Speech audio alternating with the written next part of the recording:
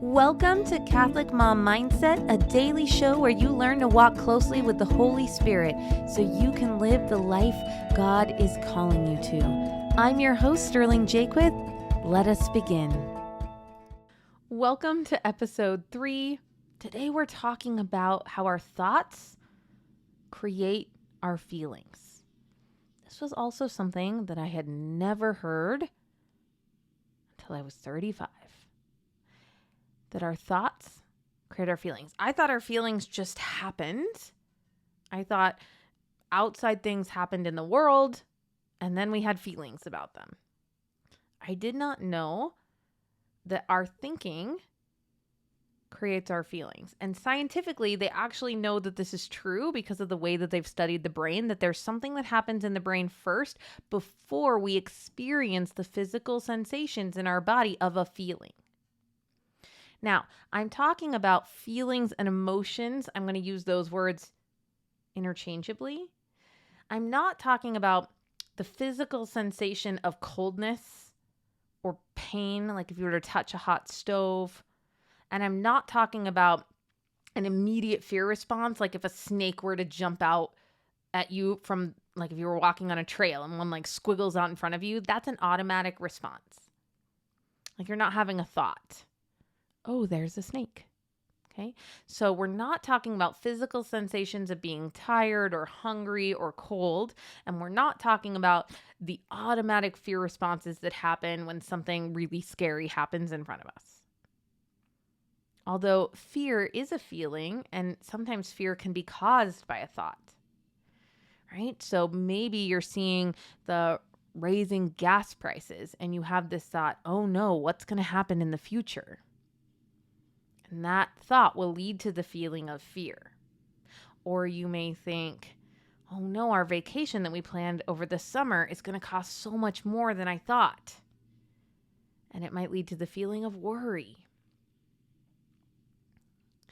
We know that our thoughts create our feelings because we can choose to feel things on purpose. So if you want to feel the feeling of love, you could close your eyes and think about a very sweet moment with one of your kids. You could just think about something so wonderful. I have this really chunky 2.5-year-old boy named Peter. And when I hug Peter, he pats my back. He puts his little hands on my back and he gives me these cute little pats. And just thinking about that right now makes me feel warm and loved. And I have so much love for him. And he's not even here right now. One of the things that I do with my clients is I have them practice feeling things on purpose so the feelings aren't as scary. A lot of times we have this deep fear of the feeling of rejection. Even rejection from our husbands or rejection in our business or rejection trying to make mom friends. We're so scared of the feeling of rejection. And one of the things I'll do is I'll have my clients feel that feeling on purpose by having thoughts that lead to rejection. I'll either have them remember a time in their past where they were rejected, or I'll just have them imagine trying whatever they're going to try and imagine the response that would lead to them feeling rejected. And then immediately your body will be flooded with the feeling of rejection. And then I have them describe it to me. Where does rejection feel in your body? Is it in your chest? Is it in your stomach? Is it fast? Is it heavy? Does it have a color? And then I'll tell them, you did it. You felt the feeling of rejection. Oftentimes, what we're so scared of isn't as bad as we think at all. And I'll say, you did it. That's the worst thing that can happen if you go out and do this thing. So you might feel what you just felt right then, the feeling of rejection. So our thinking is what creates our feelings, which is so great because it means that anytime you want to feel a feeling on purpose, you can. You just have to think a thought that leads to that.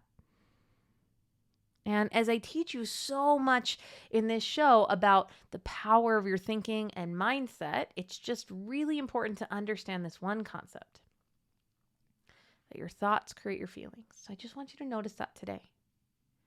You'll probably notice your feeling first. You'll feel excitement or frustration or disappointment or love. And I just want you to pause for a moment and go, hey, brain, what was I just thinking that led to that feeling? And as you cultivate this skill of noticing that your thinking creates your feelings, this is one of the foundational steps to taking every thought captive to Christ and to really creating a life that you design on purpose. All right, you guys, I'm praying for you. Have a blessed day.